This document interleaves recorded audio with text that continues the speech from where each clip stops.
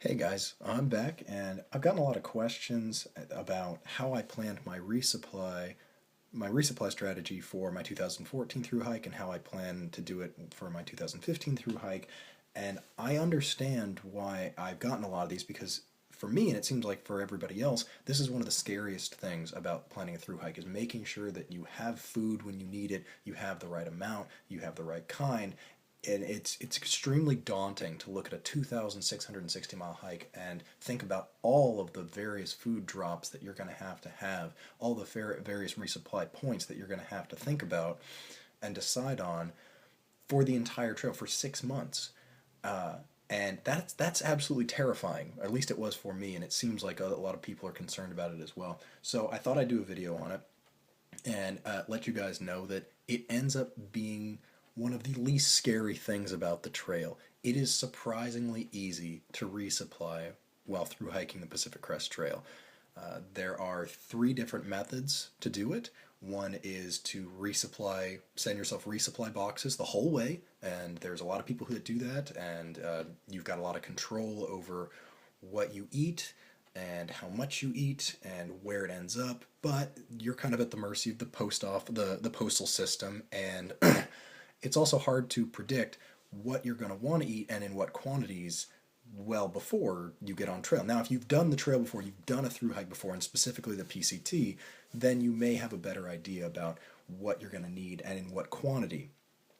But so that's one is the mail drop method, and then there's the buy as you go method, which is you just hike from town to town. You hike basically from grocery store to grocery store, and wherever you can resupply, wherever there's a store that'll provide a full resupply, that's where you resupply. Problem is, there are some stretches that you'll have to go a very long time without a half decent resupply. Maybe you'll resupply on junk food at a small convenience store, but for a good, real grocery store resupply where you're going to be able to get the things you want and need, there are some long stretches without those. So what I went with, and I went with what's called a hybrid strategy. It's for anyone who's already read Yogi's book will know that means that it's a hybrid of sending mailboxes and buying on the trail. Now, the great majority of my resupply points were buying on trail. I like supporting the small trail towns, and what that ends up doing for me is, and this is one of the benefits of the resupply as you go, is you control at that moment how much you're resupplying, how much and what quantity of food and what kind of food. So you get to decide right then and there whether you want to buy that very particular flavor of Cliff Bar, or if you are incredibly sick of it and you don't have to buy it at all. So I think it's a great method, and like I said, the hybrid strategy means that I am sending a couple of boxes to areas where there isn't such a convenient resupply store, a grocery store. So I liked my strategy a lot. It worked really well for me. It allowed me to eat the quantities and the types of foods that I wanted along the trail. I very rarely ended up hungry or with food I didn't want to eat. I will say in Washington, when things got really cold, my caloric requirements skyrocketed, and because I sent some boxes there, I ended up with fewer calories than I really should have been eating. But that's okay. It was for a very small section of trail, and that was actually during a section when I was sending resupply boxes instead of resupplying in town, so that'll kind of show you what happens when you do that. So, starting off, this is how I really had one tool that I used for my overall resupply, and it was this Write in the Rain journal. This was fantastic, and I just carried it, so if I needed to write notes or any of that. But before the trip, what I did was I made a little page where I figured out exactly where I was going to resupply by looking at the services available in various towns, where I needed to mail boxes to, and where I needed to buy, or where I could buy resupply.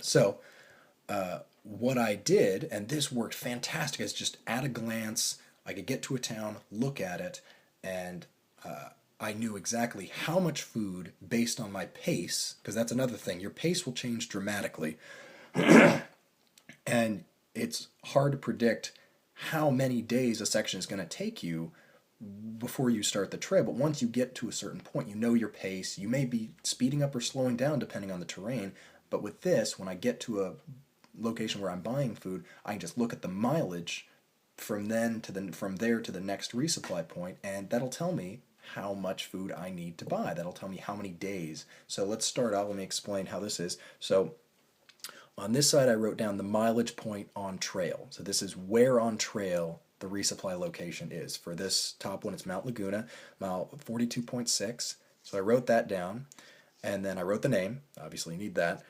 And then I wrote either a B or an M. B means buy, means I'm going to buy in town. And M meant I was mailing a box to that location. So for Mount Laguna, I wrote a B, which meant I was buying at the grocery store. There's a wonderful little grocery store in Mount Laguna, so easy resupply there. So I bought there, and over here, this is the most important one. This is the distance from this point to the next point. So I didn't have to do any math in my head. I wrote down exactly how many miles between here and here. So 67. So when I got there, all I needed to do was look at 67, figure out my pace based on the mileage I had done before, how many days that was going to take me, and I bought food for that many days. It was really easy, and that worked fantastically. And I did that for the entire trail. This was actually the page. I ripped it out because I'm resupplying at a few different locations this time around, but this was the page that I used in my 2014.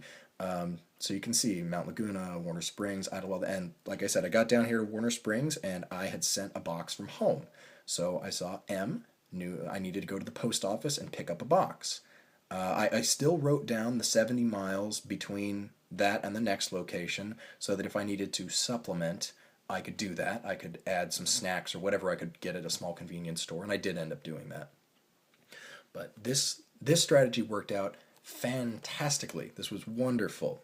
So again, start off with the mileage, the mileage point on trail, the name of the location, B for buy, M for mail, and the distance until the next resupply over here.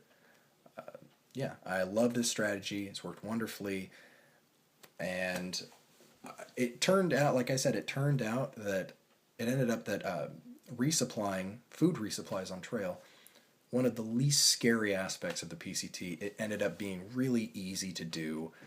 There's no problem at all. So, yeah, I just wanted to give you guys just wanted to show you guys how I did my resupplies for the trip, and that it's just don't worry about it too much. It's okay. I only sent 2 boxes from home in the beginning. When I got back around South Lake Tahoe and I jumped back to Sacramento, I sent a couple more boxes, and then of course when you get further up north you'll have to do more mail drops just because you don't have a choice. You have to do some mail drops up there. But the great majority of the trail, you see all the B's, lots and lots of B's. Oh, and S meant snacks, so I was just going to buy snacks at that location. But lots and lots of B's, very few mail drops, and this worked great. Plenty of places on trail you can get decent resupply. All right, so just wanted to show you guys that. Hopefully this was helpful to you. If you have any questions or comments, go ahead and put them in the comment section below, and I'll get to you as soon as I possibly can.